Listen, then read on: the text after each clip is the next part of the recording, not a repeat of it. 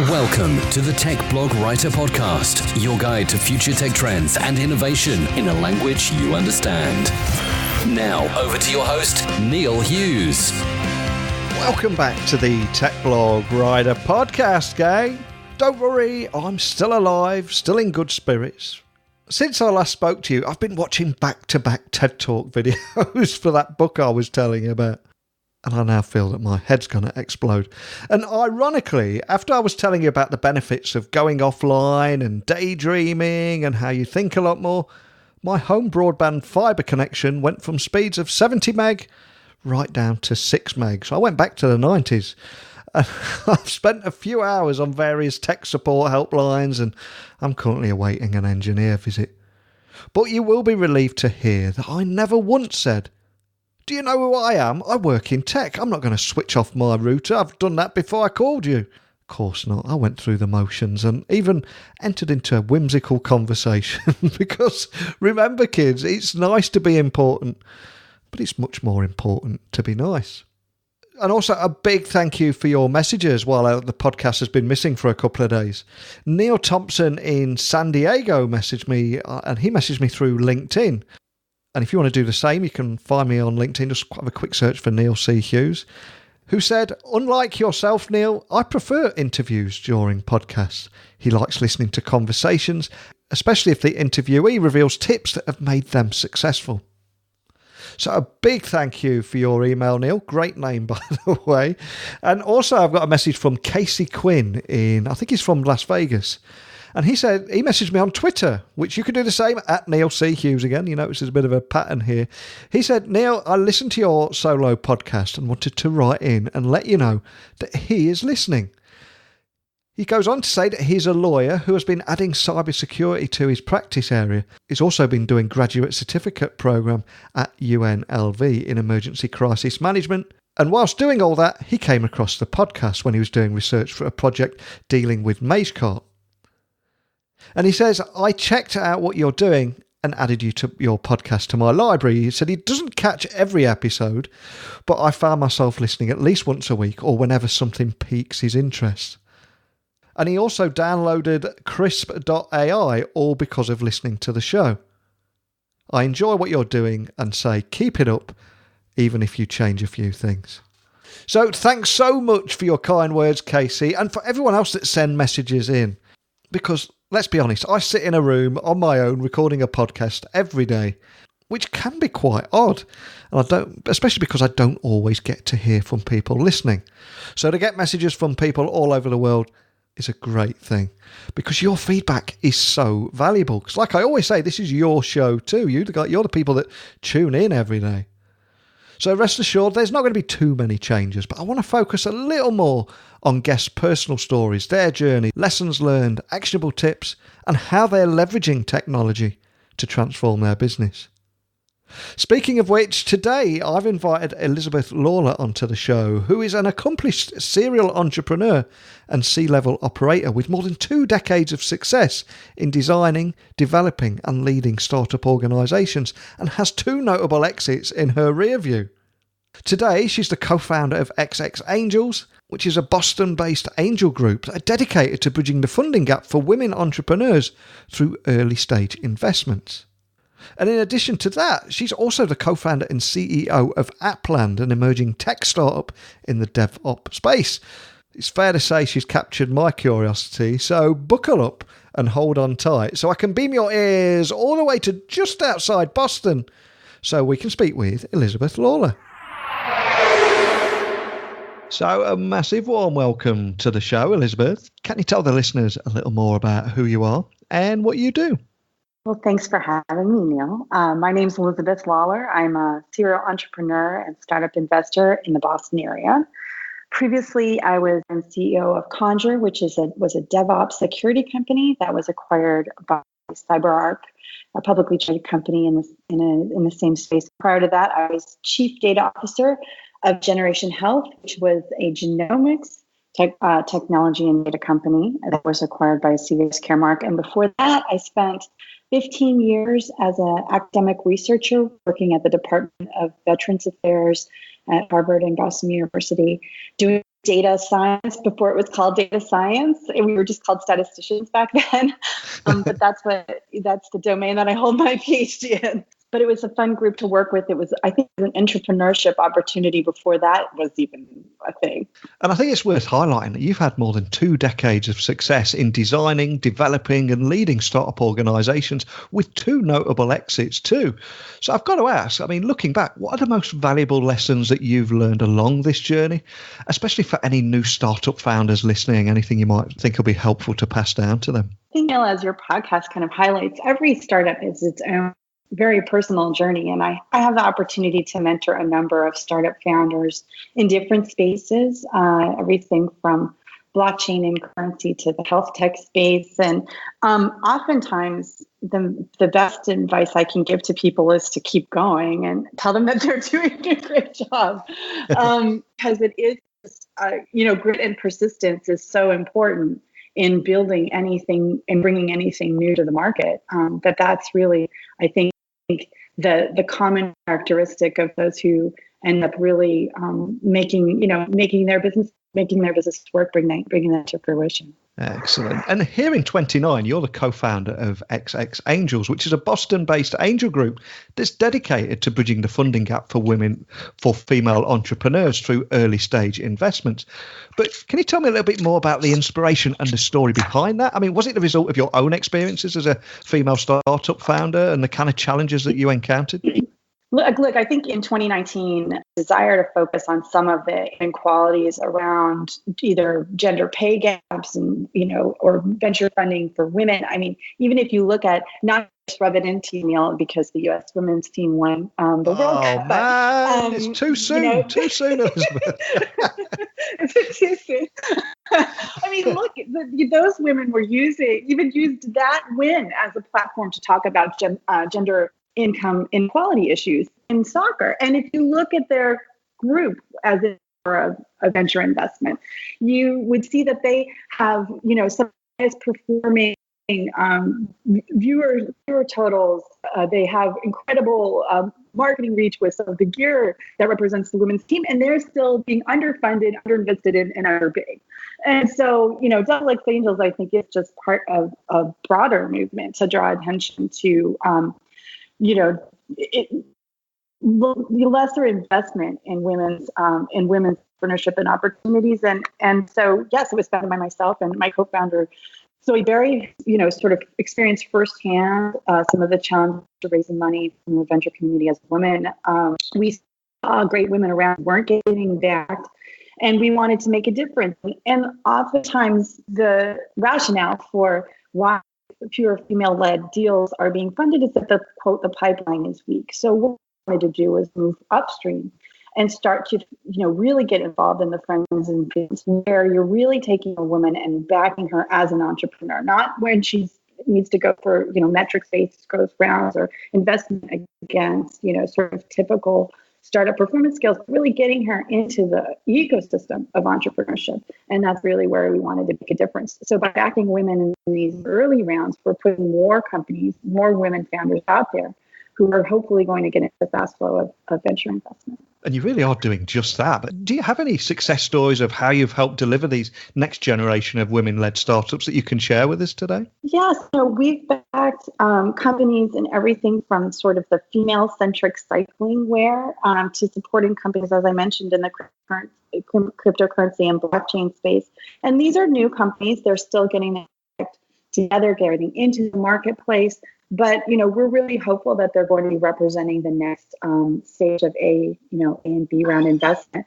Both, some of them are local and some of them are across the country. My area of interest hopefully for your audience who's out there who might be listening is obviously health and high tech. So, real deep high tech spaces, particularly around cloud technology. I'm really hopeful that there are more women who are interested in launching their business and a technology into that space and really leading as a female founder. One of the questions I've got to ask, I mean, what's the funniest or most interesting story that's happened to you since you started leading your company? Because I'm sure you've picked up a few along the years. Oh my goodness. Are you familiar with the show Silicon Valley? Oh, absolutely. I love that show. Watch it? I couldn't watch that show. It was a little too close to home. I mean, obviously it's just slightly more to the absurd, but sometimes you really can't make up some of the things that happen along your sort of entrepreneurship journey. I mean, we used to call it party hats and razor blades, which were, one day you're up and you're riding high, and the next day you're holding on for dear life and wondering if your startup's going to make it. But I mean, I think one of the most absurd things that ever happened all of Silicon Valley was that we got into a beef with another startup because that startup had accused my CTO of stealing a pork chop. And that sounds like really bizarre, right? But that's the kind of fodder that's on that show, and it honestly really happens. And I ended up receiving a note from my venture capitalist saying that my CTO had stolen a pork chop, and would I be sure to explain it? And I said, really, my CTO doesn't go around stealing pork chops, so I think there's been a misunderstanding.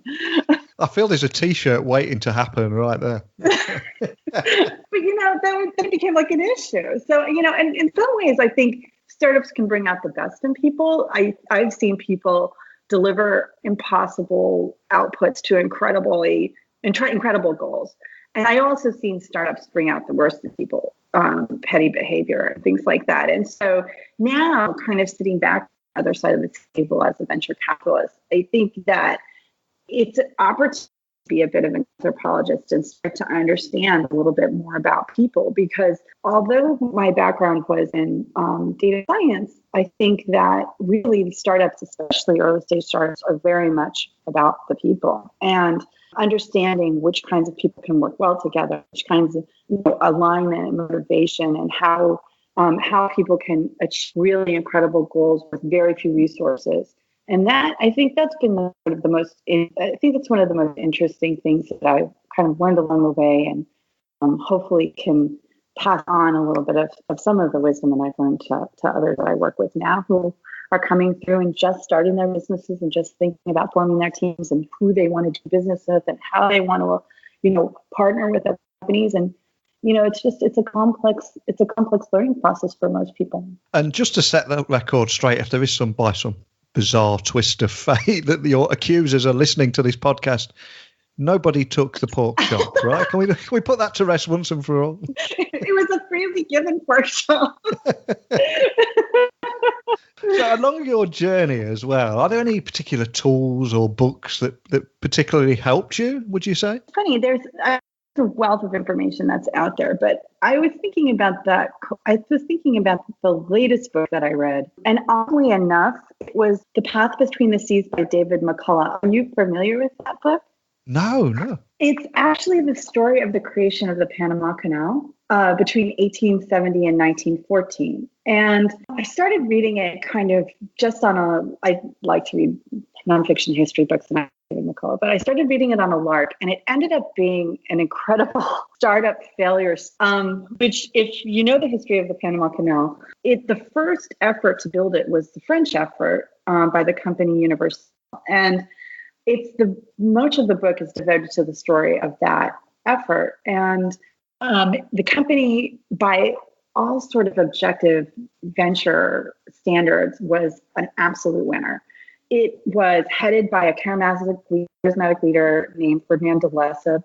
He had delivered the Suez Canal, so he was a 2-time winner, like serial entrepreneur with multiple exits. He failed miserably. His son ended up in jail, and he died in poverty.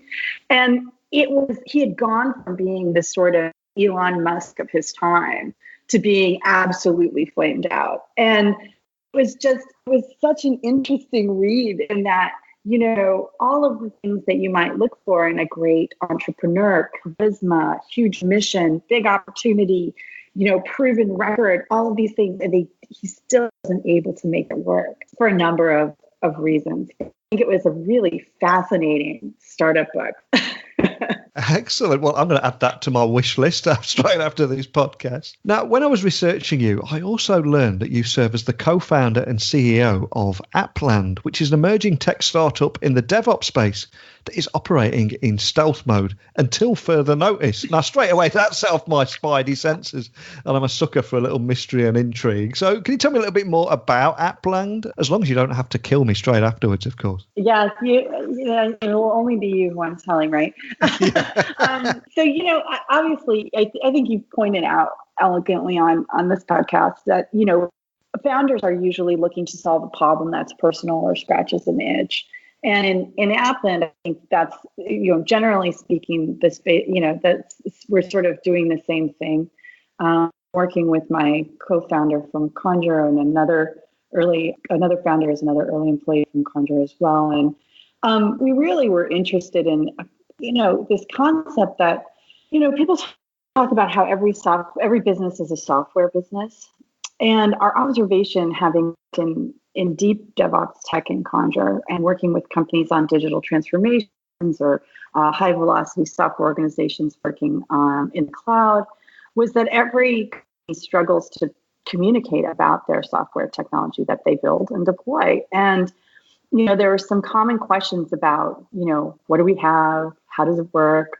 What has changed recently that people really struggle to be able to communicate in a meaningful way with a lot of interpretation or we'll call it human assessment involved in that. I think, if you go into any software organization today, you'll find that we basically don't do much better than cave paintings because our walls are covered in whiteboards where we're trying to explain to one another what it is that we do. And so we thought that we wanted to tackle that space and see if there's a better way to be able to communicate what do we have, how does it work, and by letting code speak for itself and being able to bring code to the meeting to allow it to speak for itself. And that's the problem space that we're working on, and we're really excited about it. We've got some great design partners and are hoping that we'll be able to be sharing some breaking news about our what our research is where our research has led us. So I've got to ask, what's next for you, Elizabeth? What excites you about the road ahead, and what makes you want to jump out of bed in the morning when you're on that mission? Certainly. I mean, having kind of switched hats from the entrepreneur to working as an angel investor and investor with various startups has been incredibly exciting. I mean, that's much of what I've been working on this past spring with the launching of the xxAngels and the work we're doing there. And what has been most gratifying, I think, is that really by putting out essentially what our mission statement was and the call for others to join us, we've seen an incredible number of people raise their hand to be coming into that angel network and being part of the group writing the first checks to back these female entrepreneurs. And I think that's very exciting, and it really is extremely gratifying to work on those projects every day and to see how many people are out there and really willing to support changing the numbers around venture financing for women. Now, some of the biggest names in business tech and even the occasional celebrity have been on this podcast. So is there a person who you would love to have a private breakfast or lunch with, and why? And bearing in mind, he or she might just hear this. Goodness. And I have played matchmaker in the past before. I can't remember who it was, but the universe was and all the planets were aligned, and I managed to get somebody to meet. But is there anyone that springs to mind for you? Well, I think you asked my colleagues, probably the person who I admire the most in terms of leadership style, vision, scope, and breadth of execution. It would be for sure Sir Richard Branson, just because I think he's managed to be able to marry a real strong understanding of the role of importance of people in his organization with social consciousness, with big ideas. I think I saw this morning that Virgin Galactic is the first space travel company that will be IPOing. And I thought, just wow, it's so incredible. I mean, there's an elite class of entrepreneurs out there who have really managed to break down in terms of the types of organizations they've been able to, seed and launch and take to fruition. But some of them have done it with incredible ethics and integrity. And I think he's just one of them. And that really stands out as a sort of pinnacle other business leaders to sort of look up to it and think about how you want to lead. So before I let you go, could I just ask that you remind everyone listening of how they can find you guys online, point them in the direction of your website, and also contact a member of your team if they are left with any questions after listening to our conversation today? So xxAngels.com is for our angel investment group. If you're interested in participating as investor in financing friends and family rounds for women-led startups in the U.S., in the U.S. space, I think that's where you would find us. Again, we're looking for both entrepreneurs to submit applications, which we review quarterly with our network of angels, and then also for other interested angel investors to join us on this journey. I'm really excited about it. I think we have opportunity to kind of create a new wave of what successful entrepreneurship looks like. And I think it's going to look like, I think the future is now. And I'm really excited to be a part of that. Fantastic. Well, I'll add those links to the blog post that accompanies this podcast episode over on my website, techblogwriter.co.uk. Well, it's been an absolute pleasure to get you on the show today. And I love everything that you're doing there. And like you said earlier, much of this show is about the kind of thing that you're doing here, of that solving a problem, wanting to scratch that itch. But it's a fantastic journey that you've been on. I wish you the best of luck for the future. And a big thank you for taking the time out of your busy day to come and speak with me today. Thank you, Elizabeth. Thank you, Neil. Wow, what an inspirational story. Sorry for the sound quality at times during that interview. I think it's because my connection is a little unsteady at the moment. And I should have said at the beginning, as a former co-founder and CEO of Conjur, Elizabeth built the DevOps-focused security company from scratch and then sold it to market leader CyberArk for $42 million back in 2017. And before that, she was the chief data officer at Generation Health, which later sold to CVS Caremark. But despite her overwhelming success, Elizabeth is just one of those guests that I hit it off with straight away. So I genuinely hope that we're going to keep in touch and get her back on the show in the future and find out more about that great work she's doing. But that's it from me. Normal service should now be resumed. And I've got a long backlog of guests to get through. So prepare your podcast feeds for a barrage of content. And remember, you can message me directly on email, techblogwriter@outlook.com. And I'm easy to find on Twitter, LinkedIn and Instagram. All I ask, if you do connect, make sure you say hello. But that's it for today's episode. So a big thank you for listening as always. And until next time, don't be a stranger. Thanks for listening to the Tech Blog Writer Podcast. Until next time, remember, technology is best when it brings people together.